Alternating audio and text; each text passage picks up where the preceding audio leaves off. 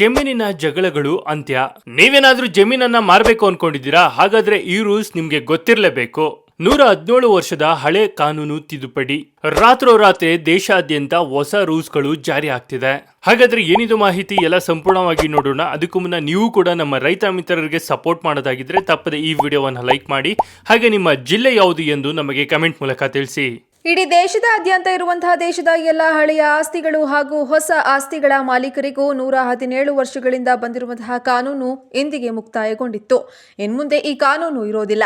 ಸ್ವಂತ ಜಮೀನು ಇರುವ ಜಮೀನಿನ ಮಾಲೀಕರಿಗೂ ಹಾಗೂ ಪ್ಲಾಟ್ ಅಥವಾ ಮನೆ ಹೊಂದಿರುವಂತಹ ಎಲ್ಲ ಆಸ್ತಿಗಳ ಮಾಲೀಕರಿಗೆ ಈ ಹಿಂದಿನಿಂದಲೂ ಬಂದಿರುವಂತಹ 117 ವರ್ಷಗಳಿಗಿಂತಲೂ ಹಳೆಯದ್ದಾಗಿರುವಂತಹ ನಿಯಮದಲ್ಲಿ ದೊಡ್ಡ ಬದಲಾವಣೆಯನ್ನ ಮಾಡಲಾಗಿತ್ತು. ಇನ್ಮುಂದೆ ಯಾವುದೇ ಆಸ್ತಿ ನೋಂದಣಿಗೆ ಈ ದಾಖಲೆಗಳು ಸಲ್ಲಿಸೋದು ಕಡ್ಡಾಯವೆಂದು ಇಡೀ ದೇಶದಾದ್ಯಂತ ಇರುವಂತಹ ದೇಶದ ಎಲ್ಲ ನೋಂದಣಿ ಮತ್ತು ಮುದ್ರಾಂಕ ಇಲಾಖೆ ಹಾಗೂ ಕಂದಾಯ ಇಲಾಖೆಗಳಿಗೆ ಹೊಸ ರೂಲ್ಸ್ ಜಾರಿಗೊಳಿಸಲಾಗಿದೆ. ಬನ್ನಿ, 117 ವರ್ಷಗಳಿಂದ ಇರುವಂತಹ ಯಾವ ಕಾನೂನು ಅಂತ್ಯಗೊಳಿಸಲಾಗಿದೆ ಹಾಗೂ ಯಾವ ಹೊಸ ರೂಲ್ಸ್ ಜಾರಿಗೆ ತರಲಾಗಿದೆ ಎಲ್ಲ ಸಂಪೂರ್ಣ ಮಾಹಿತಿಯನ್ನ ತಿಳಿದುಕೊಳ್ಳಲು ತಪ್ಪದೆ ವಿಡಿಯೋವನ್ನ ಕೊನೆವರೆಗೂ ನೋಡಿ. ಹಾಗೂ ನೀವು ಕೂಡ ಪಿತ್ರಾರ್ಜಿತವಾಗಿ ಆಸ್ತಿಯನ್ನ ಪಡೆದಿದ್ರೆ ಅಥವಾ ಖರೀದಿ ಮಾಡಿ ಆಸ್ತಿಯನ್ನ ಪಡೆದಿದ್ರೆ ಅಥವಾ ದಾನವಾಗಿ ಆಸ್ತಿಯನ್ನ ಪಡೆದಿದ್ರೆ ಅಥವಾ ವಿಭಾಗವಾಗಿ ಆಸ್ತಿಯನ್ನ ಪಡೆದಿದ್ರೆ ಅಥವಾ ಭೌತಿಕಾತಿಯಾಗಿ ಆಸ್ತಿಯನ್ನ ಪಡೆದಿದ್ರೆ ಈ ವಿಡಿಯೋಗೆ ಈಗಲೇ ಒಂದು ಲೈಕ್ ಮಾಡಿ ಹಾಗೂ ಕೊನೆವರೆಗೂ ನೋಡಿ. ಬನ್ನಿ, ಕಂಪ್ಲೀಟ್ ಆಗಿ ಮಾಹಿತಿಯನ್ನ ನೋಡೋಣ. 2026ರ ವರ್ಷವು ಭಾರತದಲ್ಲಿ ಆಸ್ತಿ ಖರೀದಿದಾರರು ಮತ್ತು ಮಾರಾಟಗಾರರಿಗೆ ಪ್ರಮುಖ ಬದಲಾವಣೆ ಸಾಕ್ಷಿಯಾಗಿದೆ. ಬ್ರಿಟಿಷ್ ಯುಗದಿಂದಲೂ ಜಾರಿಯಲ್ಲಿರುವಂತಹ 1908ರ ನೋಂದಣಿ ಕಾಯ್ದೆಗೆ ಕೇಂದ್ರ ಸರ್ಕಾರ ವಿದಾಯ ಹೇಳಲು ಸಿದ್ಧವಾಗಿದೆ. ಹೊಸ ನೋಂದಣಿ ಮಸೂದೆ 2025 ಈಗ ಜಾರಿ ಬರಲಿದೆ. ಈ ಹೊಸ ಕಾನೂನು ನಿಮ್ಮ ಭೂ ನೋಂದಣಿ ಪ್ರಕ್ರಿಯೆಯ ಮೇಲೆ ನೇರವಾಗಿ ಪರಿಣಾಮ ಬೀರುತ್ತೆ. ನೋಂದಣಿ ಕಚೇರಿಗೆ ಆಗಾಗ ಭೇಟಿ ನೀಡುವ ಬದಲು ಸರ್ಕಾರವು ಸಂಪೂರ್ಣ ಪ್ರಕ್ರಿಯೆಯನ್ನ ಮುಖರಹಿತ ಮತ್ತು ಡಿಜಿಟಲ್ ಮಾಡುತ್ತಿದೆ. ಆದರೆ ನೀವು ಜಾಗರೂಕರಾಗಿ ಇರದಿದ್ದರೆ ನಿಮ್ಮ ನೋಂದಣಿಯನ್ನ ರದ್ದುಗೊಳಿಸಬಹುದು. ನೋಂದಣಿ ಮತ್ತು ಅರ್ಜಿ ತಿರಸ್ಕಾರದಲ್ಲಿ ಸಣ್ಣ ತಪ್ಪುಗಳು. ಹೊಸ ನಿಯಮಗಳು ಪಾರದರ್ಶಕತೆಗೆ ಹೆಚ್ಚಿನ ಒತ್ತು ನೀಡುತ್ತವೆ.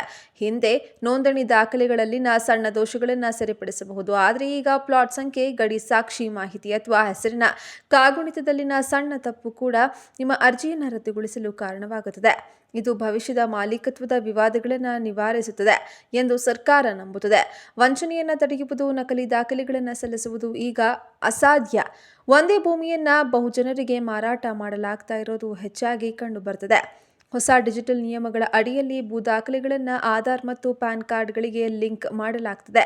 ಮಾರಾಟಗಾರನು ಸುಳ್ಳು ಮಾಹಿತಿಯನ್ನು ಒದಗಿಸಲು ಪ್ರಯತ್ನಿಸಿದರೆ ವ್ಯವಸ್ಥೆಯು ಅವುಗಳನ್ನು ನಿರ್ಬಂಧಿಸುತ್ತದೆ. ಬಯೋಮೆಟ್ರಿಕ್ ಪರಿಶೀಲನೆ ಮತ್ತು ವಿಡಿಯೋ ಪರಿಶೀಲನೆಯಂತಹ ತಂತ್ರಜ್ಞಾನಗಳು ಖರೀದಿದಾರ ಮತ್ತು ಮಾರಾಟಗಾರ ಇಬ್ಬರು ನಿಜವಾದವರು ಎಂದು ಖಚಿತಪಡಿಸುತ್ತೆ. ನೋಂದಣಿಗೆ ಕಡ್ಡಾಯ ದಾಖಲೆಗಳು. 2026ರಲ್ಲಿ ನೋಂದಾಯಿಸಲು ನೀವು ದಾಖಲೆಗಳನ್ನು ನವೀಕರಿಸಬೇಕು. ಗುರುತಿನ ಪುರಾವೆ, ಆಧಾರ್ ಕಾರ್ಡ್ ಮತ್ತು ಪ್ಯಾನ್ ಕಾರ್ಡ್ ಕಡ್ಡಾಯ. ಹಣಕಾಸು ದಾಖಲೆಗಳು. ಕಳೆದ 3 ವರ್ಷಗಳಿಂದ ಆಸ್ತಿ ತೆರಿಗೆ ರಸೀದಿಗಳು, ನಕ್ಷೆ, ಪ್ಲಾಟ್ನ ಡಿಜಿಟಲ್ ನಕ್ಷೆ ಮತ್ತು ವಿಶಿಷ್ಟ ಐಡಿ ಪಾವತಿ ಪುರಾವೆ, ನೋಂದಣಿ ಶುಲ್ಕ, ಆನ್ಲೈನ್ ರಸೀದಿ, ಸ್ಥಳೀಯ ಸಂಸ್ಥೆಯ ಪುರಾವೆ, ಪುರಸಭೆ ಅಥವಾ ಪಂಚಾಯಿತಿಯಿಂದ ನಿರಾಕ್ಷೇಪಣಾ ಪ್ರಮಾಣ ಪತ್ರ. ಆನ್ಲೈನ್ನಲ್ಲಿ ನೋಂದಾಯಿಸುವುದು ಹೇಗೆ?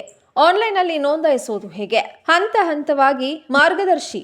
ಮೊದಲು ರಾಜ್ಯದ ಅಧಿಕೃತ ಭೂ ನೋಂದಣಿ ಪೋರ್ಟಲ್ಗೆ ಭೇಟಿ ನೀಡಿ. ಆಸ್ತಿ ವಿವರಗಳು, ಪ್ರದೇಶ ಮತ್ತು ಮಾರುಕಟ್ಟೆ ಮೌಲ್ಯಮಾಪನವನ್ನು ನಮೂದಿಸಿ.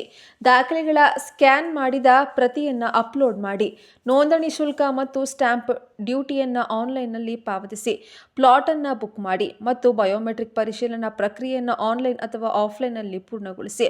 ಡಿಜಿಟಲ್ ಸಹಿಯ ನಂತರ ನಿಮ್ಮ ಈ ನೋಂದಣಿ ಪ್ರಮಾಣ ಪತ್ರವನ್ನು ರಚಿಸಲಾಗುತ್ತದೆ. ಹಳೆಯ ಖರೀದಿದಾರರು ಸಹ ಪರಿಣಾಮ ಬೀರುತ್ತದೆಯೋ ಈ ಪ್ರಶ್ನೆ ಎಲ್ಲರ ಮನಸ್ಸಿನಲ್ಲಿಯೇ ಇರುತ್ತೆ. ಹೊಸ ನಿಯಮಗಳ ಪ್ರಕಾರ ಪ್ರಾಥಮಿಕವಾಗಿ 2026ರಿಂದ ಪ್ರಾರಂಭವಾಗುವ ಹೊಸ ನೋಂದಣಿಗಳಿಗೆ ಅನ್ವಯಿಸುತ್ತವೆ. ಆದಾಗ್ಯೂ ಸರ್ಕಾರವು ಹಳೆ ದಾಖಲಾತಿಗಳನ್ನು ಡಿಜಿಟಲ್ ನಕ್ಷೆಯೊಂದಿಗೆ ತ್ವರಿತವಾಗಿ ಸಂಯೋಜಿಸುತ್ತಾ ಇದೆ. ಇದು ಹಳೆಯ ಮಾಲೀಕರು ತಮ್ಮ ಆಸ್ತಿಗಳ ಸ್ಥಿತಿಯನ್ನು ಆನ್ಲೈನ್ನಲ್ಲಿ ಪರಿಶೀಲಿಸಲು ಮತ್ತು ಸುರಕ್ಷಿತವಾಗಿರಿಸಲು ಸಹಾಯವನ್ನು ಮಾಡುತ್ತವೆ. ನೋಡಿದ್ರಲ್ಲ ಸ್ನೇಹಿತರೆ, ಯಾವೆಲ್ಲ ಹೊಸ ರೂಲ್ಸ್ಗಳು ಜಾರಿಯಾಗಿದೆ ಅಂತ. ಈ ಬಗ್ಗೆ ನೀವೇನು ಹೇಳ್ತೀರಾ? ನಿಮ್ಮ ಅನಿಸಿಕೆ ಅಭಿಪ್ರಾಯಗಳನ್ನು ನಮಗೆ ಕಮೆಂಟ್ ಮೂಲಕ ತಿಳಿಸಿ. ಹಾಗೆ ಈ ವಿಡಿಯೋವನ್ನು ಯಾರೆಲ್ಲ ಜಮೀನಿನನ್ನು ಮಾರಬೇಕು ಅಂದ್ಕೊಂಡಿದ್ದಾರೆ ಅಂಥವ್ರಿಗೆ ಈ ವಿಡಿಯೋವನ್ನು ಶೇರ್ ಮಾಡಿ. ಅವ್ರಿಗೆ ಈ ವಿಡಿಯೋ ತುಂಬಾ ಹೆಲ್ಪ್ ಆಗುತ್ತೆ.